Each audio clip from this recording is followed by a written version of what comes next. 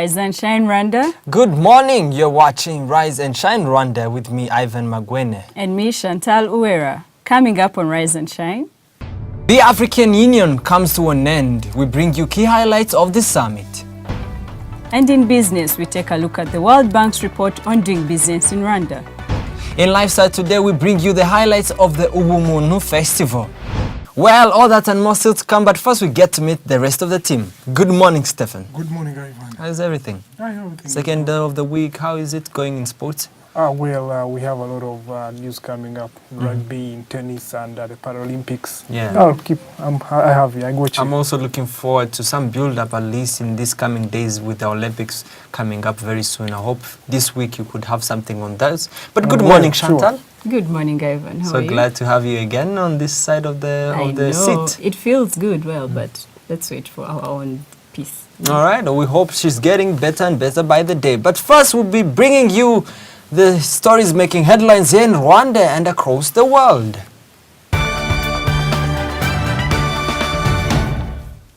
Starting off with our first local story, the newly launched African Union Leadership Academy is expected to train African leaders in leadership skills in order to support the implementation of the African Union strategy, priorities and aspiration. This was according to Amin Idris Adam, African Union Commission Director for Administration and Human Resource Management. This is very important. That's such a very crucial moment in African history, looking at the fact that a lot has been happening with the African Union. Agenda 2063 is on the table, and what we need right now is strategy in order to achieve it. Part of what we're looking for is leadership. Yes. But how much do you think this capacity building institution should display to these African leaders? I'll start off maybe with Chantal. Well, I think first of all, this initiative is wonderful. Having an academy there that is going to train future leaders, and for us to have the Africa we want is going to come from those leaders that are going to be the successors of the ones who are on now. So I actually think this summit is wonderful. It was much needed. Well, sure. Any comment on that, Stephen? Well, you'll see that the biggest population the segment is the youth. And well, historically, when it comes to leadership, when you look at political parties and some other organizations, the youth are normally pushed up to, they are used for some, they're not given, good tasks to do and much responsibility. But when you have school teaching them leadership skills, then we know maybe the youth are, this is a chance for the people, the young minds who go through this school to be leaders, have some real skills they can use to impact the world and the Africa is theirs, and we have Agenda 2063, so people have the vision of the Africa they want to see. Absolutely, and I do hope that this creates an impact as it gets to be implemented and put in order. Chantal. Yes, African First Ladies, through the Organization of African First Ladies Against HIV/AIDS, have called on continental states to build stronger mechanisms to promote girls' education and rights. The call was made on Saturday night during a dinner held under partnership between OWAFLA, Plan International and the Malala Fund during a sideline event on the ongoing 27th African Union Summit taking place in Kigali. What is this? How do we see this coming up? The AU Summit has done more. We are actually so thankful that it has taken place in Kigali because it has made us look at things we would never just look at. So please, I mean, one of the key crucial moments for the African Union Summit around in Rwanda was the meeting of the First Ladies, because this is an initiative that has yielded very good results, campaigns that have gone up to bring down numbers of the HIV infections, and also have created awareness about gender equality and girl education. And for me, I think looking at what was the main aim of this same dinner and what some of the discussions were about, again, there was that much emphasis based on a story of of a person like Malala on why what they're achieving, what they're trying to achieve is very important. And looking at the fact that also this year's main theme was Africa's human rights, with particular focus on the rights of women. And I think this is one of the ways that that same theme was interpreted, looking at... we also need to look at the state of girl-child education on the continent. I mean, coming up from growing up in an urban setting, well, you study with girls and boys, and you don't know what it's like. But in the rural areas, you find if you educate a boy, there's a perception. If you Yes. educate the boy, there's a higher chance of them they'll get a job and but then Yes, for and the girl- succeed in life. and succeed in life. But for the girls, well, it's still a mindset that needs to be developed. This is So- supposed to be changed. It's about changing people's mindsets and knowing that girls are equal to Yes, boys. and absolutely, I do agree with you. And even looking at numbers, we have seen very tremendous numbers, especially looking at the universal education. We've seen more girls in school. We've seen more women in leadership today. I mean, looking at Africa's status quo right now, there's been a lot of improvement. We still have a very big gap to occupy. Looking at the cultural norms that have created certain stereotypes around cultural women norms, and yeah. which Yes. have left women very much behind. We still need those, but hopefully such kind of campaigns by very influential people like first ladies can lead to a very good result. Now moving on to our other story. The man identified as the killer of 3 US police officers in Baton Rouge had posted videos complaining about police treatment of African Americans and urging them to fight back. One of Gavin Long's videos stresses he's not linked to any group that is affiliated with justice. The ex-Marine was killed by police during the attack on Sunday morning. Now, tension has been high since police shot dead a black man in Baton Rouge 2 weeks ago. Quite very sad news coming out of Baton Rouge ever since the death of this black man. Now we have officers once again, apart from Dallas, in Baton Rouge being attacked too. And for me, I want particularly focus on this man's background on what he was trying to do. Yes. But does this kind of sound any alarm looking at the fact that people are going back to revenge to the people that are supposed to be protecting them? Stephen? Well, mate, I'm going to take a not controversial, but maybe the different outlook. Yeah. Well, because there is some analysis was made, and when you look at Mika Jackson, I mean, the one who first shot the 5 cops, Yes. and then when you look at this one, Long, it's like they represent some assassins Yeah. that have always been in the American society. I mean, well, there's a long history of people going on rampage in the US and just shooting. But when you look closely at the details, follow the the videos he made, you find these are some people in society that are just, they have their own thoughts. And Well, I and might we'll- not have to agree with you at some point because he had already posted these videos. He was talking about what is happening and what people should do about it. So let's say maybe he couldn't control his temper and he went out there on rampage. It's not that he was an assassin, right? I mean, looking at the fact that also these are like people, if you look at what they're trying to achieve, is that they're trying to have revenge on Yes. police brutality against black men. And not this is forget- something he talked about Yes. so much. Yes, looking at the background checks, would that then contradict your point which you're trying to make?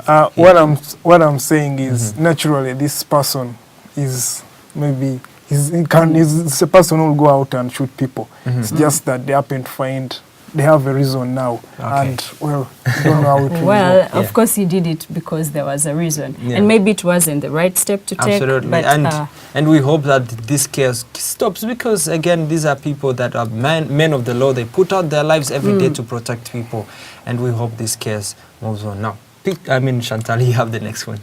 Officials from the United Nations High Commission for Refugees have said that plans are underway to set up a university in Mahama refugee camp this year so that refugee students get access to university education. Saber Azam, the UNHCR country representative, said the UN Refugee Agency is mobilizing funds from public and private donors and was optimistic that the university will start before this year ends. Wow. Yeah, amazing. After the Karongi University for the Congolese refugees, now the Mahama. Yeah. This is so wonderful. Which yeah. country does this? It's a few countries, and looking at the fact that I think Rwanda has been very open to refugees in providing all the basic needs. They've gone just beyond the basic needs, but have also been able to provide certain rights, like a right to education. And this is very important. They've not only provided lower-term education, but also provided higher institution education, like university. We've seen projects and NGOs like Kepler come out to have those kind of startups. And this is very important because even they are trying to show people, even in a refugee camp, even in such kind of moments, life still goes on, and you can actually, try to grow and move on one step. And this is very crucial, looking at the fact that also these refugees, some of them are very young people, Yeah, which the I thing think is, these people are called refugees, but they are just people like everyone Absolutely. else. So it's just the name and the fact that they're not in their countries. Of Yeah. course, away from home is always not the best, but at least they're getting what they should be getting at home. Absolutely. Yeah. Yeah, Mm, and sure, now moving on to our other international story. Now, in the wake of the attack in Nice, that's former French President Nicolas Sarkozy has criticized the government for not doing enough to provide security. The opposition leader called on for any foreign nationals with links to radical Islam to be expelled from France. More than 80 people died when an attacker plowed a lorry into people celebrating Bastille Day on Thursday. 85 people remain in hospital, 18 of them in critical condition. Sarkozy, such an influential figure in France, comes out saying, now he's blaming the government of François Hollande, saying, well, you're not doing enough. Terrorism is up. You're not doing anything about security. Do we see actually this one backfiring up the government of François Hollande? Well, we'll expect a step up in security. Yeah. Okay, not as radical. But we as have one seen a little bit of improvement in Yeah, security. ever since they attacked the media, we've Yeah. seen them tightening up the security. Yeah. But again, we had this discussion, yesterday. And then one point was raised about the vulnerability of the people to such type of attacks, because nobody expected somebody, maybe somebody to go get a truck and then Just Yes. go. and then Yeah. just go. Yeah, so maybe it Absolutely. might have called them unawares, but okay, maybe I believe maybe something can be done. and terrorism is, it's terrorism. You never know. But all we hope is that all this chaos Yes. that has been happening Hope for in the France. best and prepare for the worst. And Absolutely. it's actually funny that it's coming from Sarkozy because he's dramatic and he's the opposition. Yeah. So what else do you think he would say? Well, let's see what happens. We'll be back shortly with the story of the day.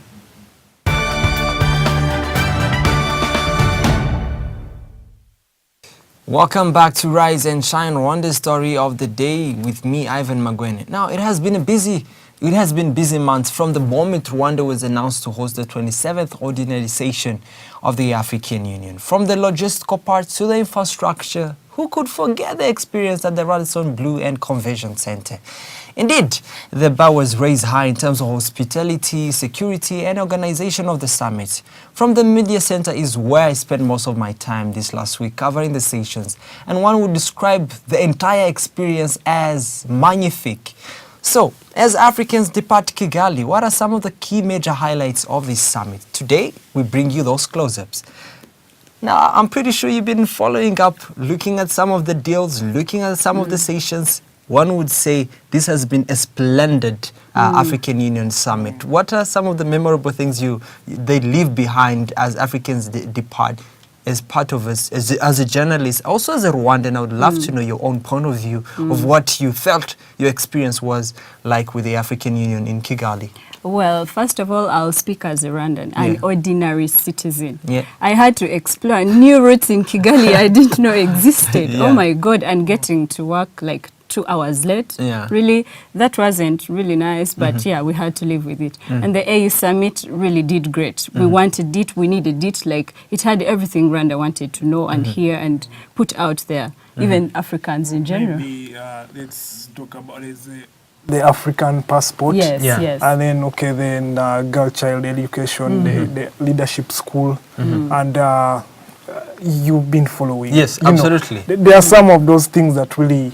And of course, Call to the electing the attention. new chairperson of Yes. the AU is supposed to seal this Yeah. whole African Union summit. Sure, and then that unfortunately- talk about Dr. Chilenji blasting the ICC for Yes, being, the Yes. International Criminal Court. yeah. Yeah, now bringing Lots of it, I would things. love also to shift this conversation on the main focus, which was the theme of this year, Africa's Year of Human Rights, with a particular focus on the rights of women. Have we seen this come up as many times as we've wanted it to be up, especially with the African Union Summit going on? Some of the key sessions that you think this was very crucial and talked about. Well, the First Ladies meeting was really crucial. While they're let me call them husbands, where the presidents were in the summit. Also, the ladies were somewhere talking about how girls can be saved from HIV and AIDS, how girls can be educated, how we should make education a priority for everyone. So this is really nice. And they also highlighted the AU passport thing. Yes. Oh, yeah. Exciting. Well, Stephen, I would want us to focus also on that same key. This was a very key highlight. What does the initiation of the African passport at least signify in terms of Africa's movement and Africa's, exploration by the citizens of Africa?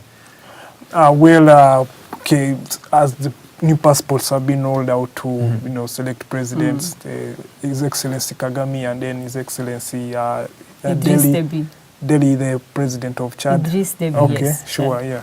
And he's the president of the AU. Yeah. Okay, absolutely. yeah, interesting. Okay, this is a project that has been long in the visions of the African Union, and finally, it looks possible. Yeah. Okay, well, maybe in my humble prediction, I think there's still a lot to be done for the passports to get down to citizens. By individual African countries. Yeah, by individual Because African countries. the AU has done all it can do. It has issued the passports and launched them. So it's now high time Yes, the African Union says now we are going to lay out a budget of 1.2 billion US dollars. Financial independence too. We want also to be financially be able to fund our own projects. Clear significance, showing out a message to the donors. This is the Africa we want.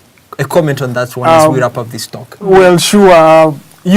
As with the donor money that comes in, well, the donor has to dictate something. Yes. Yeah. It comes with some conditions. Some strings, conditions. But if the African countries can come through, okay, this has been a proposal that has been up, but we have had some African countries not coming through. Yes. But there is a call for them to tighten up because, this donor money really has some strings and, that signifies a chance of. Would you say there's some issues that are very important, especially looking at the conflicts going on in South Sudan, Burundi, that you think African Union could have dug more maybe into looking? Well, there are a couple of some of those issues. Okay, but on the other positive, to balance the scale, we have issues that had been forgotten that were really they poured some light on them. So it balances the scale in a way. Of course, they talked about Sudan, but they didn't go much into it because the situation is still going on. All right. For our viewers, we hope you had a very wonderful time here in Kigali, of course, looking at the African Union taking place. We hope it has been a very wonderful experience, and this will bring back more, of course, joy to the country. Ivan, we shouldn't forget that Morocco asked to of course, we're also waiting for that Morocco AU. to come in, and we hope that we may, by the end of the year, will be maybe 55 countries. Let's wait and see what happens. But you've been watching Rise and Shine, Rwanda Story of the Day. We'll be back shortly with business.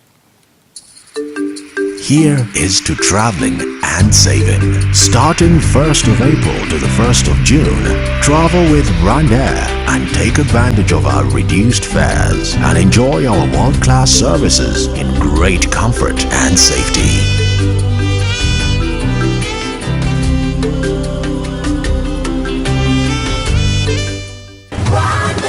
Fly our dream to the heart of Africa. Welcome back. Business Stories making headlines today with me, Chantal Uera.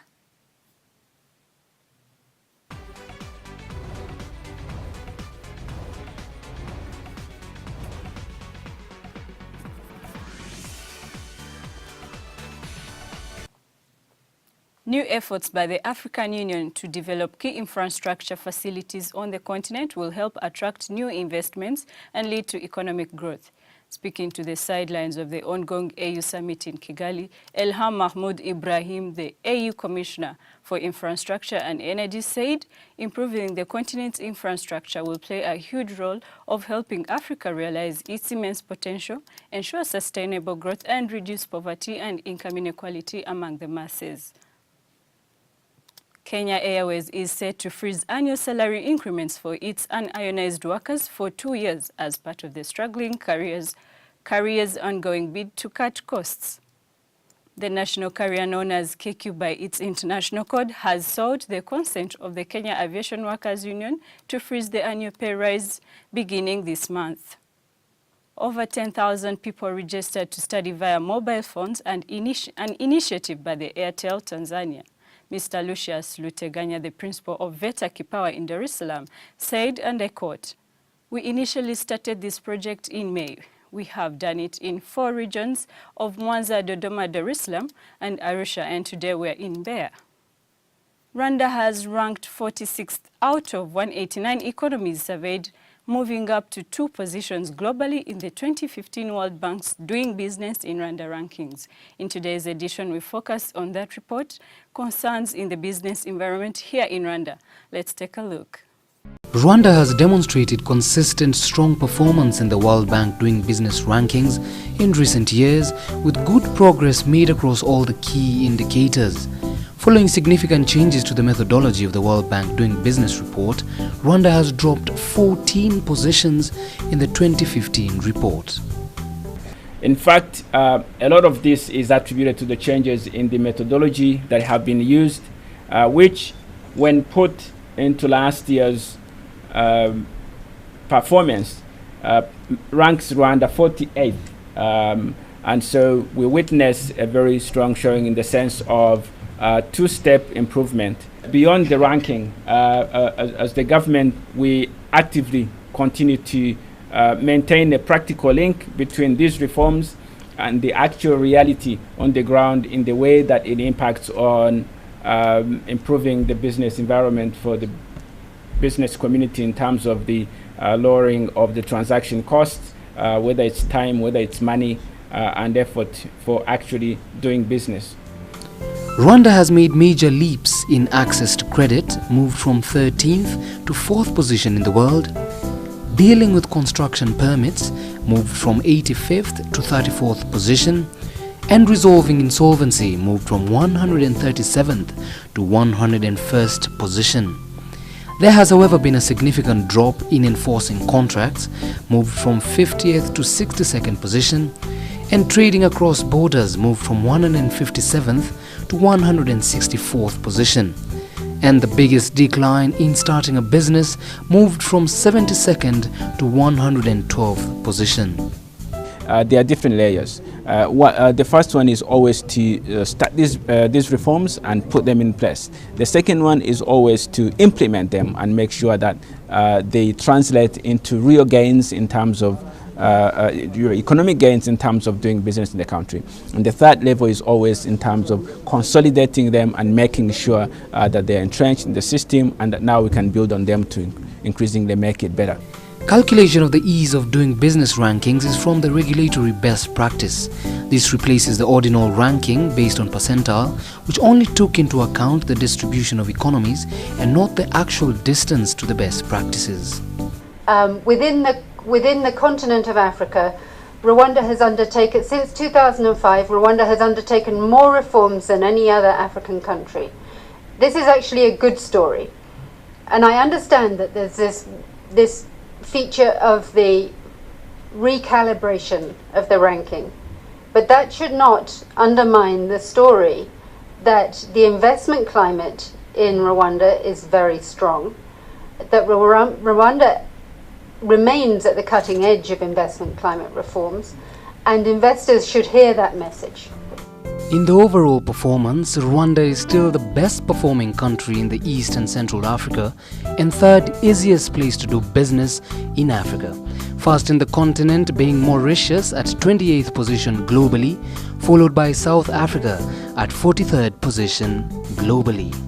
This economy continues to rely very strongly, first and foremost, on the local Rwandan investors, entrepreneurs that are growing businesses, nurturing them and seeing them prosper. But that's not enough. It's our responsibility to continue to attract foreign investors to come and complement the efforts of Rwandans. And we're continuously seeing that, whether it's in energy, whether it's in infrastructure, whether it's in tourism, whether it's in health services, across the board. You're seeing a continued interest into our economy. I really appreciate the government of Rwanda that they have provided a very, very easy way for investor They're very friendly. They make things simple. I remember the first time when I decided to do business here. Only one day I set up my company, open bank account, everything was done. So they make it very easy for investor. More people will come in different sectors because the climate, the investment climate here is good. And it's, for me, you know, in Rwanda, I met so many government officials, and they are so friendly, they are so helpful, and they don't just talk. Kigali is becoming, and we strive and we aim to have it as a service hub, a financial hub, a logistic hub. With those three, you can imagine what other supporting industry to join. This is what we are seeing happening in the city. Some of them are already on the ground, others are still in the papers, drawings, study, business planning. I would invite people to see in the next 5 years. We're quite sure that the city of Kigali will change, it will have another face. According to the World Bank, the report is a call to Rwanda to implement foolproof strategies to improve the business environment for local entrepreneurs that has produced tangible results. The doing business team, when they think about doing these measures, they have a particular firm in mind. They don't actually look at the real firms operating in any different economy. They take a stereotype of a firm that has got over 100 employees, a firm that's got a certain type of turnover. And as it happens, the kind of firm that they use as their model for assessing this particular indicator is the kind of firm that does have to buy an electronic billing machine, even if that's a very small proportion of the overall number of firms in Rwanda. And that's all we had for you today in business. Kalimba Stephen will be up next with sports.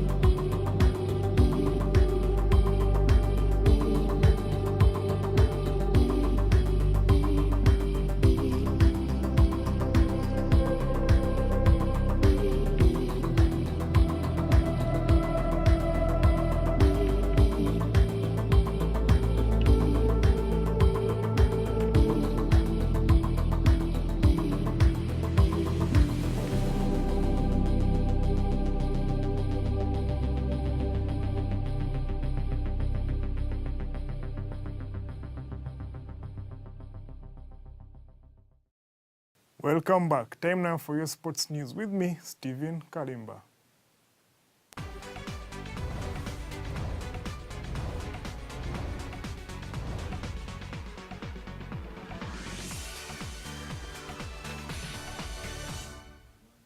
Starting with Paralympics, Jean-Claude Ndayisenga misses out on the Olympics qualification.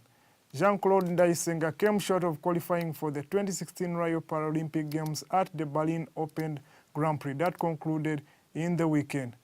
Ndayisenga, competing in the men's 400-meter T47 category, finished third, clocking 55 seconds and 47 microseconds to claim a bronze medal, missing out on Olympic qualification by 6 seconds. However, his comrade Muvunyi, who is already qualified, impressed again in his 400-meter T46 race, finishing second after clocking 50 seconds and 97 microseconds. And in tennis, the Rwanda Tennis Open to make a comeback 15 years since it was last organized in 2000. The competition will be staged from August 22nd to 28th at the Amahoro Stadium tennis courts in Remera. Speaking to the Times Sports, RTF General Secretary Valence Habimana said plans were in place to make it an annual competition and the biggest tennis tournament in the East African region. The move comes a week after the International Tennis Federation suspended Rwanda over failure to pay membership fees. And in rugby, 6 nations could be up for a rescheduling. The Welsh Rugby Union chairman Gareth Davies believes a 6 nations revamp is up for grabs when tournament organizers meet this summer. The 6 nations annual start could move from February to April, with bonus points and promotion and relegation being introduced. Davies told the BBC the current demands on players are unsustainable, prompting talks over a calendar that northern and southern hemispheres to have a coherent global season. And that's all we had in sports. Chantal Uwera is up next with Lifestyle. Here is to traveling and saving. Starting 1st of April to the 1st of June, travel with Rwanda and take advantage of our reduced fares and enjoy our world-class services in great comfort and safety.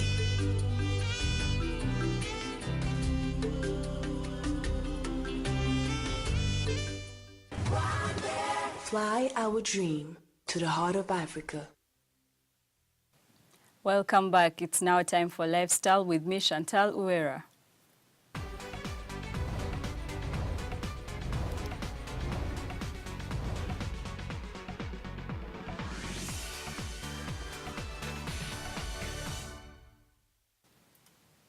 In Lifestyle today, we take a recap of the Ubumuntu festival that got various talents from across the world come together to share their stories.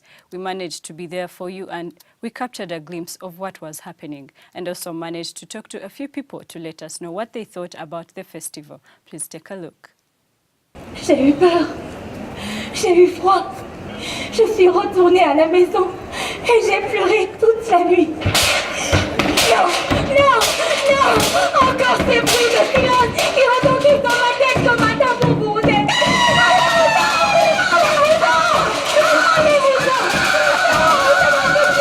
This last weekend, the Kigali Genocide Memorial was the place to be as the Memorial Amphitheatre hosted for the second time Ubumuntu Arts Festival. The word Ubumuntu can be defined as being human. The festival aims at creating an avenue where people from different walks of life can come together and speak to each other in the language of art. Inspired by Desmond Tutu's words, "My humanity is bound together in yours, for we can only be human together." His profound words have been the drive behind the festival slogan, "I am because you are because I am." We managed to talk to a few people who attended the festival, and here's what they had to say. My name is Amos Furaha. All right, so tell us, we are at the Ubumuntu Festival. What has it been like for you? This has been an amazing experience for me because I love art and I enjoy storytelling. This has been really powerful for me. So tell us in your brief words, what have you learned from this whole experience? I think I've learned once again that suffering is global. It's not just what we've been through as Rwandans, that we're just suffering. I think pain for me has become more universal today because I have been able to understand stories of different people, and from Sri Lanka, from Uganda, from Congo, from Burundi, from Rwanda, from everywhere. So it's for me it's another reminder that the world is not at peace, but it's also another reminder that it can be hope because many people are speaking out, and the first way to fight anything is being aware of it. Your piece of advice to all the viewers at home. I mean, I have nothing to say but saying that, if you can teach anything, if you can teach yourself anything, educate yourself of what's happening around the world, because at the end of the day, ignorance is probably the biggest catalyst for hate. So yeah, that would be my take on this. Hello. You can start by telling us your names. My name is Suyan Kim. And my name is Hayan. So is it your first time in Rwanda? Yeah, it's our first time in Rwanda. Yeah. All right, so what has the Ubumuntu Festival been like for you? What was your experience like here? It's very good. I'm interested in music here in Rwanda for performance. It's a very good and good experience to express culture in Rwanda. Yeah, I'm also, the performance was really great and really touched, and actually it was my first time to be here, and we saw the memorial, and then after we saw the show, and the show was really great. What's your name? I'm Josh Arnold. All right, so Josh, tell us, you've attended the Ubumuntu Festival. What has it been like for you? This is actually my second day, like I started with it. So it has been nice, like culture exchange. I'm learning a lot.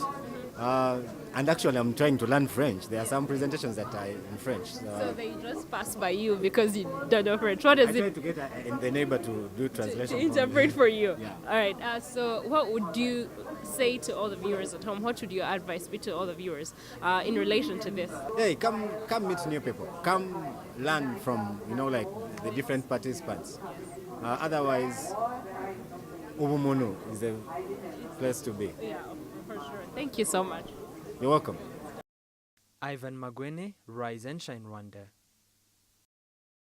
Well, and that's all we had for you today for the show. But don't forget, we love to hear your thoughts, comments, and feedback on what we are talking about here at Rise and Shine Rwanda. Tweet us at Rise and Shine RW. Like us on Facebook and send us your ideas for the program. Check out our Rise and Shine YouTube page and please subscribe. Find us on Instagram at Rise and Shine Rwanda. We love to see your pics. And finally, we got ourselves a Snapchat page. Please go and follow to know what we are doing here at Rise and Shine Rwanda. Well, that's all we had for you today. We hope you enjoy this show, and we hope to get your feedback on what we talk about, as Chantal just mentioned it. That's all we had for you today. Be sure to catch us tomorrow. Be there, same time, same place. But for now, it's goodbye. Goodbye. Bye-bye.